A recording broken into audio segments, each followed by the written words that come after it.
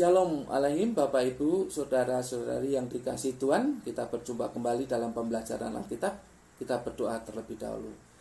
Bapa, sebentar kami akan belajar firman-Mu. Kiranya Roh Kudus akan menolong kami, memberi pencerahan supaya kami mengertinya. Dalam nama Tuhan Yesus kami berdoa.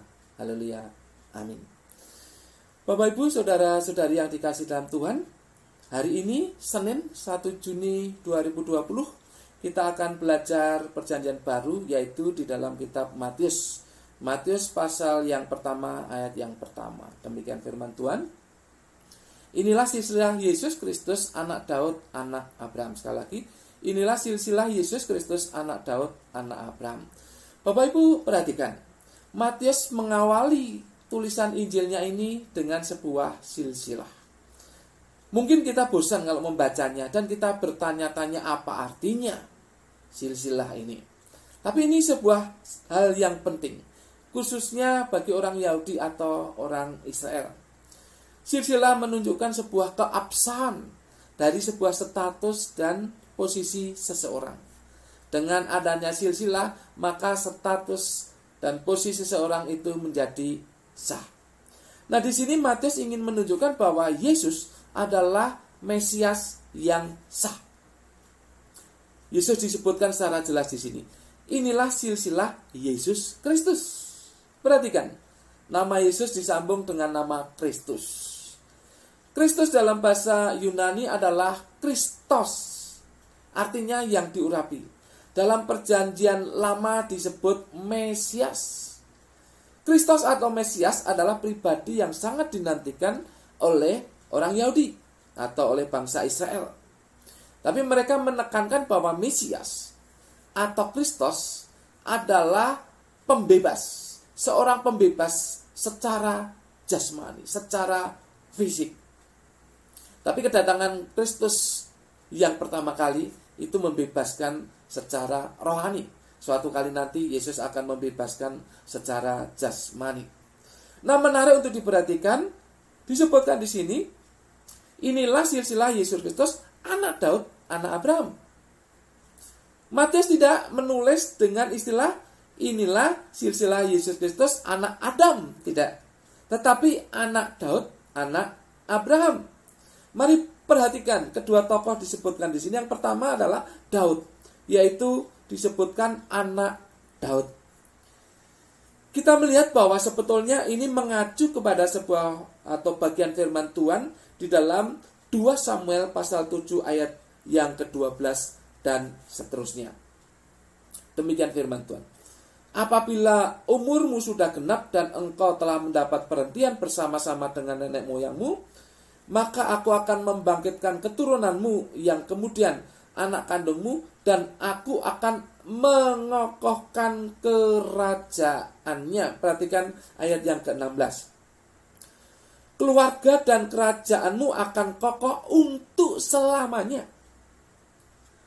Kerajaanmu akan kokoh untuk selamanya. Tahtamu akan kokoh untuk selamanya. Bapak Ibu Saudara yang dikasihi dalam Tuhan, pertama ayat itu menunjuk kepada seorang anak Daud yang bernama Salomo, karena dia adalah anak kandung. Tapi kalau kita perhatikan, istilah kokoh untuk selamanya tidak mungkin digenapi oleh Salomo. Yang cocok untuk menggenapinya hanya Yesus. Hanya Yesus. Kokoh untuk selamanya. Kerajaanmu akan kokoh untuk selamanya. Tahtamu akan kokoh untuk selamanya. Itu hanya Yesus. Secara rohani, Yesus membebaskan rohani manusia, secara khusus bangsa Israel yang percaya kepadanya, dibebaskan secara rohani, dan itu tetap kekal adanya. Kebebasan itu kokoh.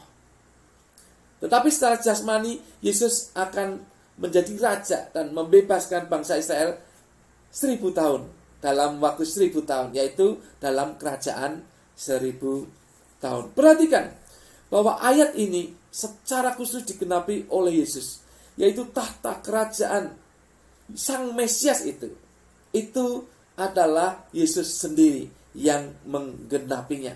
bukan Salomo. Tapi perhatikan istilah yang kedua, anak Abraham. Ini mengacu kepada Kejadian pasal 12 ayat yang pertama sampai dengan yang ketiga. Demikian firman Tuhan. Berfirmanlah Tuhan kepada Abraham, pergilah dari negerimu dan dari sanak saudaramu dan dari rumah bapamu ini ke negeri yang akan kutunjukkan kepadamu. Aku akan memberkati engkau menjadi bangsa yang besar dan memberkati engkau serta membuat namamu masyhur dan engkau akan menjadi berkat. Perhatikan ayat 3. Aku akan memberkati orang-orang yang memberkati engkau dan mengutuk orang-orang yang mengutuk engkau, dan olehmu semua kaum di muka bumi akan mendapat berkat. Perhatikan kalimat yang disebutkan di sini, dan olehmu semua kaum di muka bumi akan mendapat berkat. Apakah Abraham menggenapinya? Tidak bisa. Abraham hidup di zaman atau waktu dan tempat tertentu. Ini menunjuk kepada Yesus. Semua kaum di muka bumi akan mendapat berkat oleh Yesus, yaitu berkat keselamatan, berkat pembebasan secara rohani. Jadi sesungguhnya Yesus adalah Mesias yang memberkati dunia. Mesias yang memberkati dunia. Mesias yang dijanjikan kepada Daud. Mesias yang dijanjikan kepada Abraham. Mesias yang memberkati dunia. Mesias yang dijanjikan dan diyakini oleh orang Yahudi. Itulah Yesus, bukan yang lain. Hanya Yesus. Yesus adalah Mesias yang memberkati dunia. Bapak Ibu, bagi Anda yang belum menerima Yesus saat ini, buka hatimu. Terimalah Dia. Hanya Yesus Mesias sejati. Tidak ada yang lain. Tidak ada yang lain. Terimalah. Bagi Bapak Ibu yang sudah menerima, bersyukurlah. Dan tetaplah yakin. Yesus adalah Mesias Anda. Yesus adalah Mesias saya. Mungkin saat ini kondisinya tidak menyenangkan. Tetapi ketika kita kembali kepada keyakinan ini, Yesus adalah Mesias yang memberkati dunia, maka kita akan dibebaskan. Maka kita akan dibebaskan dari tekanan dunia ini, tekanan situasi ini. Kita akan siap menghadapi situasi ini. Kita akan beroleh sukacita sejati. Kita menjadi orang yang menang, siap mengalahkan situasi yang ada. Karena secara rohani kita sudah dibebaskan. Maka dalam hal-hal yang lain itu efek dari kebebasan ini. Tuhan, Yesus, Mesias akan membebaskan kita. Kita akan menjadi orang yang menang. Kita menjadi orang yang bersukacita. Apapun situasi pengalaman hidup yang saat ini sedang kita alami. Yesus adalah Mesias yang memberkati dunia, yang memberkati Anda dan saya. Amin. Kita berdoa.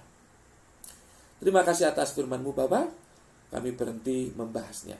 Tapi Roh Kudus bekerja untuk menjadikan kami bisa menerapkannya dalam kehidupan kami sehari-hari. Dalam nama Tuhan Yesus kami berdoa dan mengucap syukur.